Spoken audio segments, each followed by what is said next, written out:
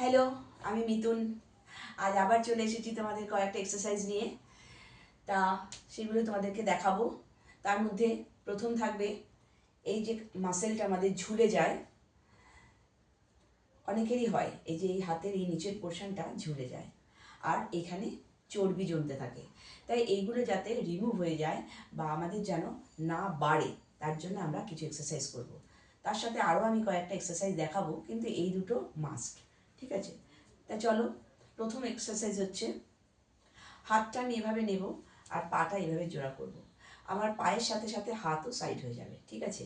আর হাতটা যে নেবে ঠিক এতটা নয়, পুরো বডি যতটা হাত যাবে, ঠিক আছে, পুরো এতটা।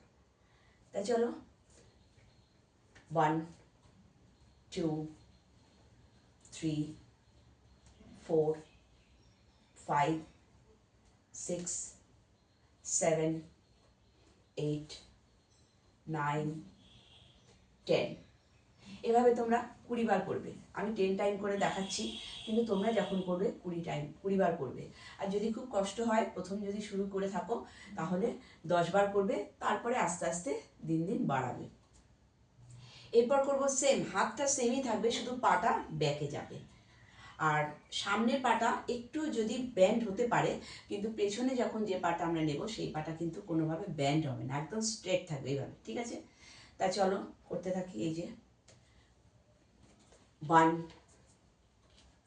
2 3 4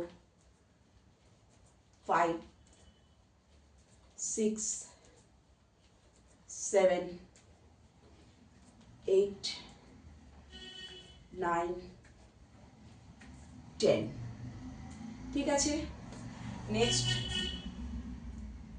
এবার আমরা পাটাকে ঠিক পেট পর্যন্ত তুলব। সবার আসবে না পেট পর্যন্ত, কিন্তু চেষ্টা করতে হবে, মাথার মধ্যে টার্গেট রাখতে হবে আমাকে থাইসটাকে পেটে টাচ করতে।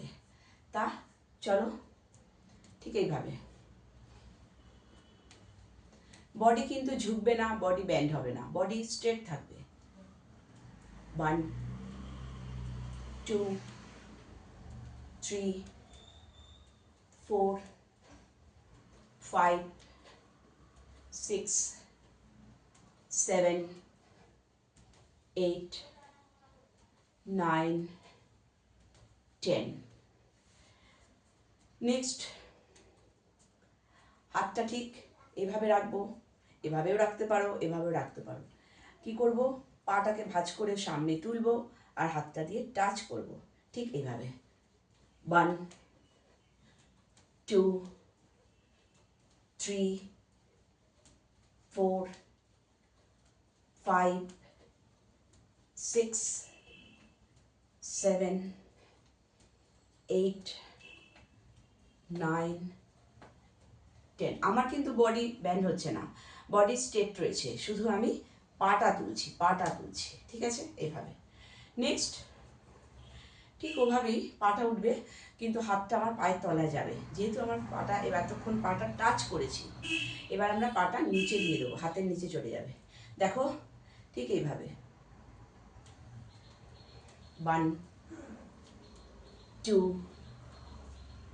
3 4 5 6 7 8 9 10।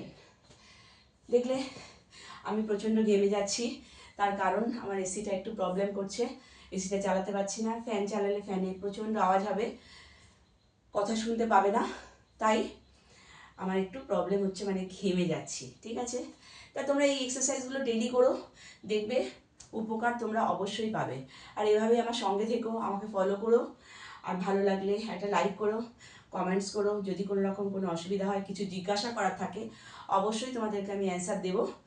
আর ভালো লাগলে অবশ্যই শেয়ার করো, অন্য বন্ধুদেরকে দেখার সুযোগ করে দিও।